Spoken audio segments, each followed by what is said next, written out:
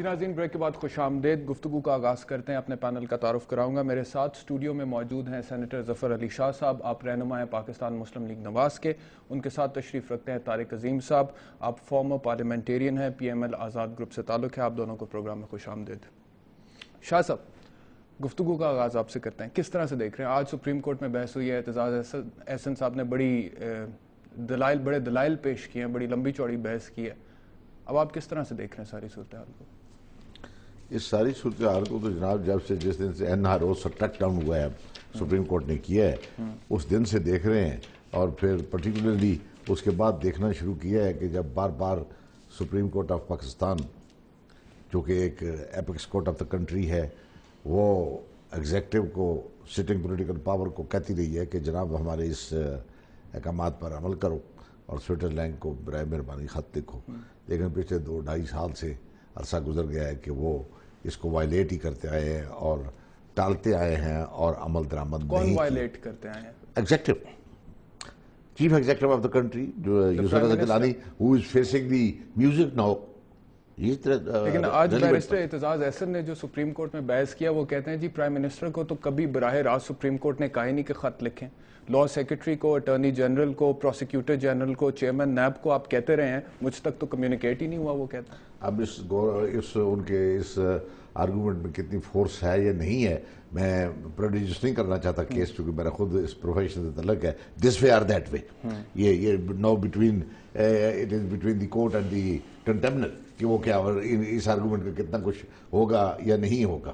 لیکن یہ بات بھی انہوں نے پچھلی ڈیٹ میں کہہ دی کہ اچھا جب کہ وہ یہ پروسیڈنگ کر رہے تھے کہ اب آپ راست ہم ڈائریکٹ آپ کو کہتے ہیں کہ آپ کریں، جو کہ انہوں نے نہیں کیا. مطلب یہ ایک سیکنڈ ایپیسوڈ ہے. اس کو کیسے لے گی سپریم کورٹ یا نہیں لے گی، دیٹ آئی ڈونٹ نو. مطلب لیکن یہ اپنی جگہ پر مسلمہ بات ہے کہ سپریم کورٹ جو ہے وہ ایگزیکٹو کو کہتی رہی ہے. ایگزیکٹو کی ذمہ داری تھی، اور ایگزیکٹو کا یہ ایکسکیوز کبھی یہ کہ مجھے ایڈوائز لا سیکرٹری نے صحیح نہیں کیا، لا منسٹر نے صحیح نہیں کیا، مجھے وہ کہتے ہیں کہ ایڈوائز مجھے صحیح کیا. لا سیکرٹری، لا منسٹر نے مجھے کہا کہ آپ خط نہ لکھیں کیونکہ بین الاقوامی قانون کے تحت صدر پاکستان کو استثناء حاصل ہے مکمل طور پر، لہٰذا میں نے اسی سمری پہ اسی ایڈوائز پر عمل کیا. لیکن شاہ صاحب، اس پہ لیگل ہم ڈسکشن میں ابھی زیادہ ڈلنے کی بجائے اگر راجہ ریاض صاحب سے ڈائریکٹلی پوچھ لیتے ہیں. ہمارے ساتھ ٹیلی فون لائن پر موجود ہیں. راجہ ریاض صاحب، مجھے بتائیے گا کہ آپ کی پارٹی کے حوالے سے سوال اٹھائے جا رہے ہیں کہ آپ لوگ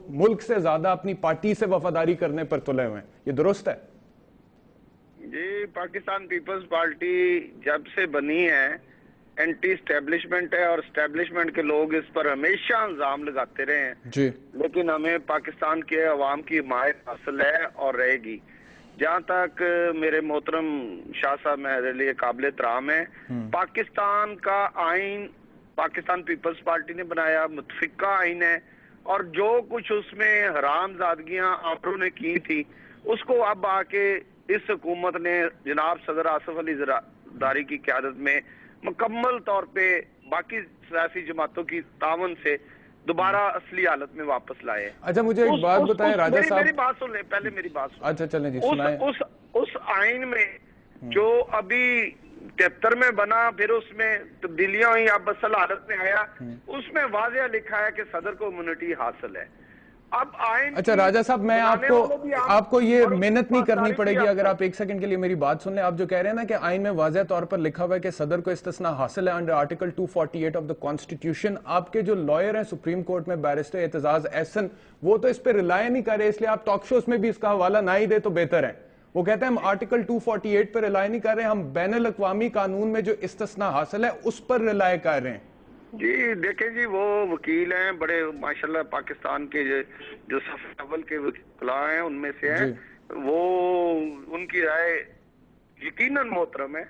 لیکن اگر آپ بین الاقوامی امیونٹی کو دیکھیں، ملکی امیونٹی کو دیکھیں، تو دونوں حالتوں میں صدر صاحب کو امیونٹی حاصل ہے، اور ہم کوئی خلاف ورزی نہیں کر رہے آئین کی، اور عام آئین کو ہم نے کبھی توڑا ہے. اچھا مجھے یہ بتائیں راجہ ریاض صاحب، کچھ حلقوں میں بات ہو رہی ہے کہ پاکستان پیپلز پارٹی میں وزیر اعظم بننے کا کرائیٹیریا یہ ہے کہ خط نہیں لکھوں گا، کچھ بھی ہو جائے خط نہیں لکھوں گا. کیا یہی کرائیٹیریا وزیر اعظم صاحب نے ابھی خطاب کیا اپنی تقریر میں بھی ہے، کہا میرے بعد جو آئے گا وہ بھی خط نہیں لکھے گا؟ جی اللہ کا شکر ہے کہ پاکستان پیپلز پارٹی کے ساتھ ہمیشہ لائل لوگ زیادہ رہے ہیں، اگر چاہے کچھ غدار بھی نکلے ہیں، لیکن اکثریت جو ہے بھٹو صاحب کی شہادت کے بعد loyalty at what cost Raja Riaz صاحب، at what cost loyalty to the party? آئین کی وفاداری، آئین کی وفاداری۔ اچھا چلیں ٹھیک ہے، وہ تو کہتے ہیں جی ہم آئین کے وفادار ہیں، ہم آئین سے وفاداری کریں۔ وزیر اعظم صاحب نے خود بھی یہ کہا اپنی کہ اگر میں خط لکھتا ہوں تو میں آرٹیکل 6 کی خلاف ورزی کرتا ہوں، آئین سے انحراف کرتا ہوں، جس کی سزا سزائے موت ہے، تو وہ حاصل کرنے سے بہتر ہے کہ میں 6 مہینے کے لیے کنٹیمپٹ میں اندر ہو جاؤں۔ صاحب مجھے یہ سمجھ نہیں آ رہی کہ supreme court of Pakistan, highest court in the land, وہ ایک آرڈر دیتی ہے آپ کو، اس کا آرڈر اگر آپ اس کی تعمیل کرتے ہیں آرڈر کی، تو کیسے بھی ہو گیا کہ جی آپ کو تو سزائے موت ہو سکتی ہے؟ یہ مجھے سمجھ نہیں آتی۔ سمپل لے مینز لاجک میں آپ کو بتا رہا ہوں کہ 17 ممبر بینچ نے ایک ڈیسیژن دیا ہوا ہے، اس کے مطابق انہوں نے کرنا ہے، نارو کا ایک کیس ہے۔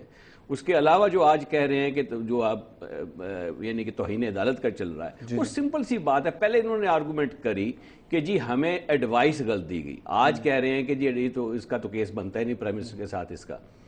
دیکھیں وہ ایک ایڈوائس دی گئی، اب جو آپ کی جو ہے نہیں ایڈوائس کبھی غلط دی گئی یہ تو نہیں کہا انہوں نے کہا کہ ہمیں ایڈوائس دی۔ پچھلی دفعہ انہوں نے رولز آف بزنس کا انہوں نے حوالہ دیا تھا، جس کی وجہ سے انہوں نے ڈیفینس سیکٹری کو بھی لے کے آئے۔ رولز آف بزنس ہو، انہوں نے کہا کہ انہوں نے ہمیں یہ ایڈوائز کیا تھا کہ آپ خط نہ لکھیں کیونکہ بین الاقوامی قانون میں استثناء حاصل ہے، اور میں نے کہا جی ٹھیک ہے، میں نے اگری کر لیا ان کے ساتھ، اور بلکہ میں نے یہ کہا 23 ستمبر 2010 کو کہ سپریم کورٹ کو آپ آگاہ کریں اس فیصلے۔ دیکھیں اگر مجھے یاد پڑتا ہے، دیکھیں انہوں نے پہلے رولز آف بزنس کی بات کی، مشورے کی بات کی، اسی میں انہوں نے لے کے آئے ان کا نرگس سیٹھی صاحبہ کو بھی لے کے آئے کہ ایڈوائس ہمارے کو یہ دی گئی تھی، یعنی کہ پہلے اس پہ ریلائی کر رہے تھے اس آرگومنٹ پہ، چونکہ ایڈوائس تھی پرائم منسٹر کو اس لیے انہوں نے نہیں لکھا۔ اس کے بعد جب کورٹ نے کہا کہ نہیں جی اب ایڈوائس کو ایک طرف رکھیں، ہم آپ کو کہہ رہے ہیں کہ آپ لکھیں خط، اس سے ڈائریکٹ اور یعنی کہ سمپل قسم کا آرڈر نہیں ہو سکتا، جی ہم آپ سے کہہ رہے ہیں ہم لکھیں خط۔ اور اس میں وہ اب یہ بھی ایک ڈپلیسٹی آ رہی ہے بریسٹر صاحب کہ وہ کہہ رہے ہیں ایک طرف کہہ رہے ہیں استثناء کی بات ہو رہی ہے، جب کورٹ کہتی ہے کہ آپ استثناء پہ آرگومنٹ کریں، آپ اس پہ بحث لانا چاہتے ہو، لیٹس آرگو اباؤٹ اٹ، تو کہتے ہیں نہیں ہم اس کی بات نہیں کر رہے، ہم اس کی۔ تو یہ مجھے سمجھ نہیں آ رہی کہ آئدر کورٹ میں جو فیصلہ ہو رہا ہے جس بیسس پہ فیصلہ ہوگا۔ مجھے ایک بریک لینی ہے۔ طارق عظیم صاحب نے 2 اہم نقطے اٹھائے ہیں، ایک یہ کہ وہ استثناء پر بحث نہیں کرتے انڈر آرٹیکل 248، اور دوسرا انہوں نے یہ کہا ہے کہ وہ کہتے ہیں کہ جی ہم خط نہیں لکھیں گے، ہمیں غلط ایڈوائس دی تھی۔ اس کے اوپر بات کریں گے اس بریک کے بعد، آپ کی طرف آؤں گا اور کچھ لیگل پوائنٹس اٹھائیں گے ناظرین اس وقفے کے بعد۔